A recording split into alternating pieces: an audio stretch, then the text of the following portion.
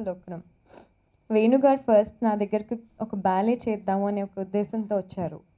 అది ఎందుకో డిలే అవుతూ వచ్చింది. అండ్ ఎప్పుడైతే ఆయన ఒక ఫిల్మ్ అని అన్నారో నేను ఆయన్ని ఒక పెద్ద క్వశ్చన్ మార్క్తో చూశాను. మీరు నన్ను సీతలా ఊహించుకోగలిగారా? ఎందుకంటే కూచిపూడి డాన్సర్ని కాబట్టి బ్యాలే చేయగలను అన్న నమ్మకం నాకుంది.